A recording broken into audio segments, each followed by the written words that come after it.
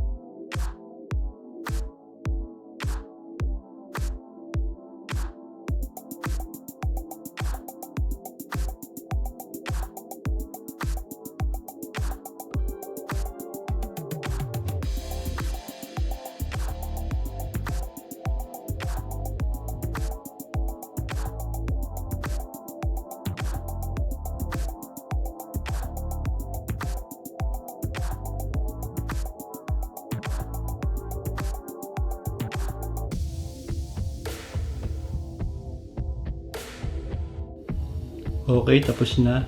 At ito naman yung positive power supply. Tapos ito naman yung pinaka-ground. 9 volts po ang aking ginagamit para gumana yan. Tapos ito naman yung pinaka-input niya. At ito naman yung pinaka-output. Ito yung kakabit natin dun sa input ng ating gagamiting amplifier. Left and right channel, pwede nyo pa yung kabit yan.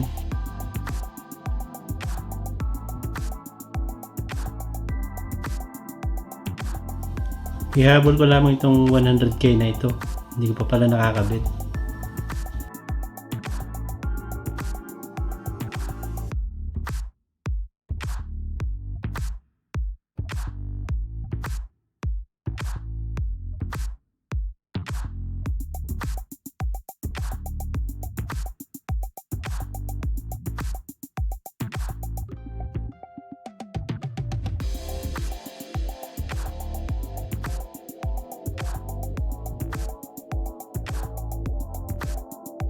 Ito yung ating gagamitin pang-testing para dyan sa ating low pass filter na ginawa.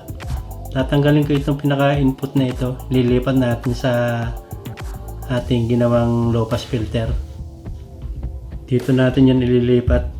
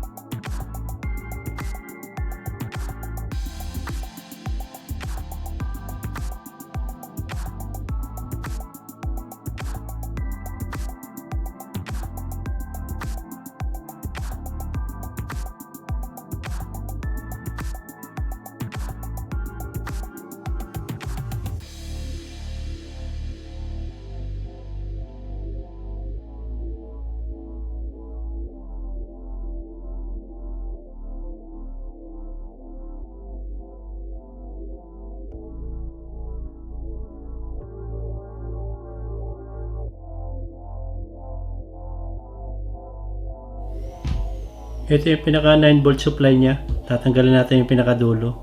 Tapos i-connect natin dun sa ating ginawang low pass filter.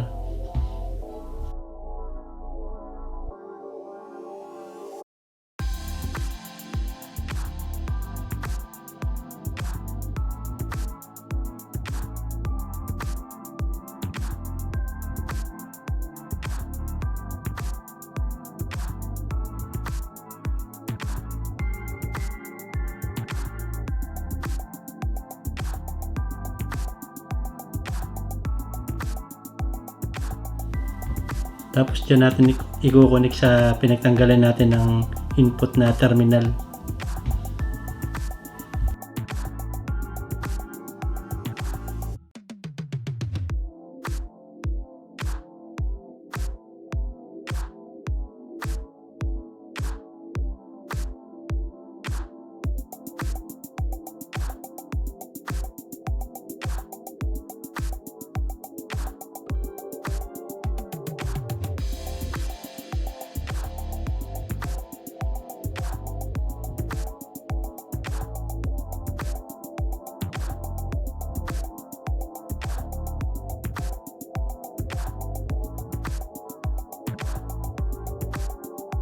Ito pong ating gagawing sound testing ay puro bass lamang po ito.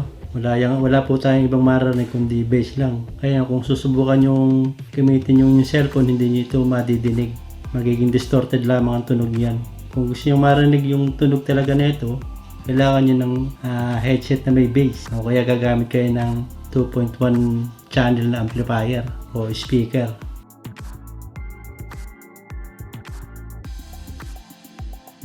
Pagkatapos kabit na natin yan sa ating subwoofer box. Kahit isang channel lang yung ating gagamitin. Kung bago ka pa lang sa aking channel, i-subscribe mo na yan. At pakipindot mo na rin yung notification bell na yan para updated ka sa mga video na aking ina-upload. Hanggang dito na lang muna at salamat sa inyong panonood.